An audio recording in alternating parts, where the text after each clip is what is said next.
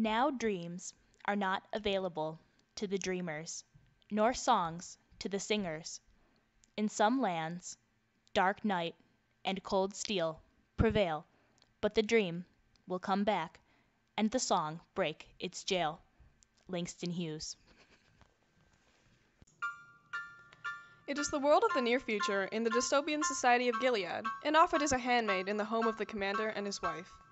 She is allowed out once a day to the food market. She is not permitted to read, and she is hoping the commander makes her pregnant, because she is only valued if her ovaries are viable. Offer can remember the years before, when she was an independent woman, had a job of her own, a husband and child. But all that is gone now. Everything has changed.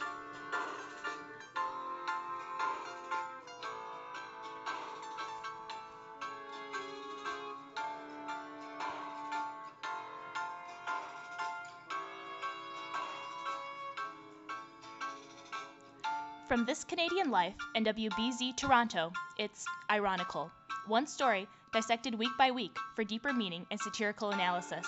We're Isabella Corsi and Samantha Cargillis, brought to you live every Tuesday morning. We bring you, word for word, the most popular authors of our time. Today we analyzed Margaret Atwood's The Handmaid's Tale, the dystopian novel we just described. Please enjoy. Today we spoke to the author herself to get some perspective on her views of the dangers that radical Christianity and political ideas can bring about. She's actually just released a piece to the New York Times this past Thursday, in which she speaks on the hazards of technology and the number one threat to society today, mankind. Welcome to the future, one of our favorite playgrounds. We love dabbling about in it, as our numerous utopias and dystopias testify. Like the afterlife, it's up for grabs, since no one has actually been there. What fate is in store for us in the future? Will it be a yikes? Or a hurrah? A zombie apocalypse? No more fish? Vertical urban farming? A burnout? Genetically modified humans? Will we, using our great big brain cleverness, manage to solve the many problems now confronting us on this planet? Or will that very same cleverness, coupled with greed and short-term thinking, prove to be our downfall? We have plenty of latitude for our speculations, since the future is not predetermined. Poignant stuff. You just heard an excerpt from Margaret Atwood's latest essay from the Times, Are Humans Necessary? And we're lucky enough to have this remarkable woman with us today. Welcome, Margaret. I'm happy to be here. We're happy to have you. Now, let's get down to the nitty-gritty. From totalitarian regimes to the lethal technology you discussed in your essay, it's fair to state that you're very well versed in post-apocalyptic theories. What can you tell us about this future you speak of, and as a society, in what direction are we moving today? That's quite a hefty question. Well, we have a certain power, I think, as humans. I certainly wouldn't say that I'm a supporter of any predetermined future, but I believe in these so-called threads of life, spun of the three fates.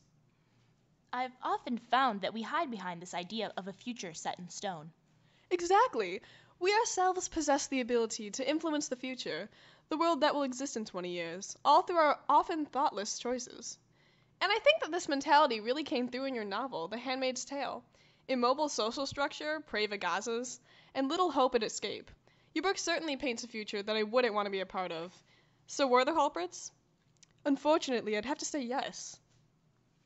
You know, I thought you'd say that. I understand that you were recognized as the Humanist of the Year in 1987, and the American Humanist Association has been known to be good without a god. How did you reveal your humanist ideas in The Handmaid's Tale, or any of your other novels? Though I anticipated the critical reception, much of my novel demonizes organized religion, particularly through my juxtaposition of Gilead's high esteem for a religious government that truly is the root of all its citizens' distress. Specifically the novel's epigraph. Oh, you mean the quote from Genesis 31:3? That's okay, we've heard it before.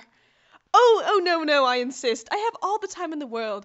How does it go? Oh, yes, And when Rachel saw that she bare Jacob no children, Rachel envied her sister, and said unto Jacob, Give me children, or else I die.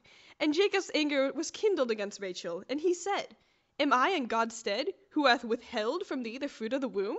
And she said, Withhold my maid Bilhah, go in unto her, and she shall bear upon my knee, that I may also have children by her. In a way, this quote would seem to promise an instant legitimacy and seriousness in the book to come. Right, but this is actually a discussion between Jacob and Rachel about the former's infertility. In plain English, Rachel requests that Jacob impregnate her maid, Bilhah, a proposal that mirrors the social structure of Gilead. Commanders, their wives, the handmaids? The entire populace of Gilead seems to live by the phrase, "Give me children or else I die," to the point at which the desire for children sets a kind of sanctioned adultery within marriage, where the ultimate goal remains to make children. Now, girls, if you would only look ahead, I included an excerpt from Jonathan Swift's The modest proposal, right? Now hold your horses, please allow me to explain.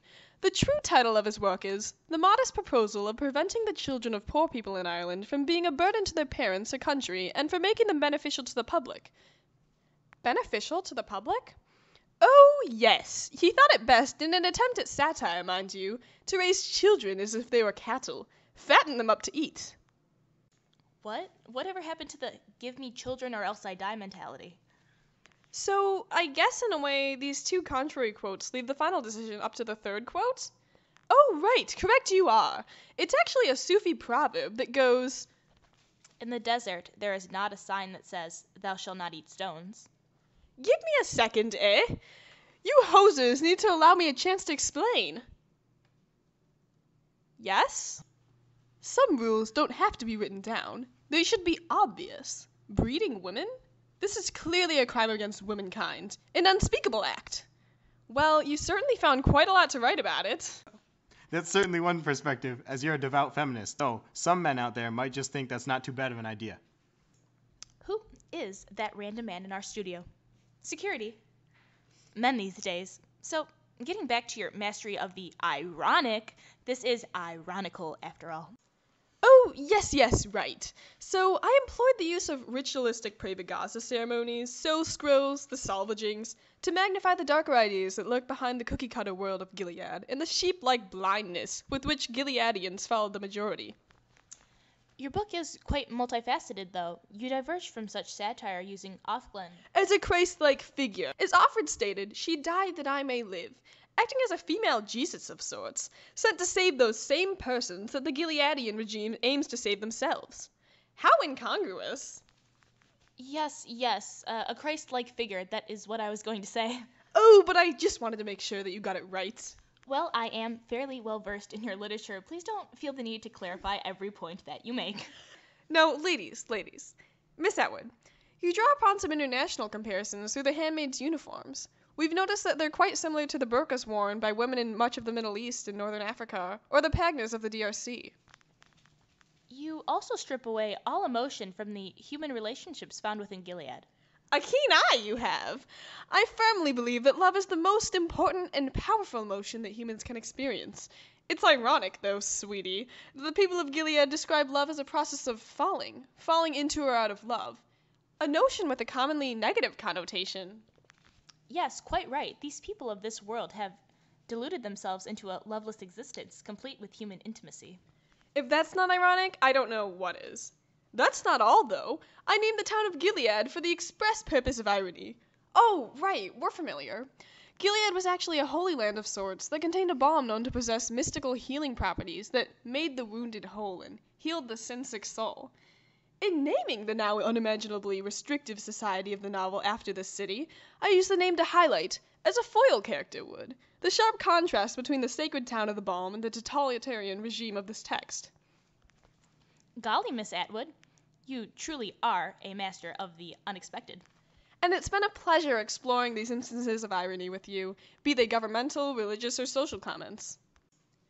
You know, girls, I actually feel that I'm pretty ironic myself. Me. Oh, really? In what way? Oh, well, Do you actually know the definition of irony? For example, I was watching a very informative television program on birds, and then, what do you know? I see a bird flying about right outside my very own window. Oh, can you believe that? Irony, am I right? Well, thanks, Miss Atwood. It's been a real pleasure. That's all for today, folks. Well, that was interesting. You can say that again. Coming up next week on Ironical, we interview Toni Morrison, the author of Beloved, a heart-wrenching novel that stares unflinchingly into the abyss of slavery to tell a tale of death, suspense, and the value of a life. Me and you, we got more yesterday than anybody. We need some kind of tomorrow. Serial is produced by Rob Ford, Justin Bieber, and us. Drake is our production manager. Keanu Reeves is our operations manager. Celine Dion is our editorial advisor. Editing help from Jim Carrey. Fact-checking from Leonard Cohen. And a special thanks to the entire staff of This Canadian Life.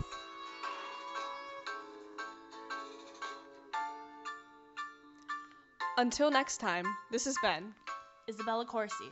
and Samantha Cargillis.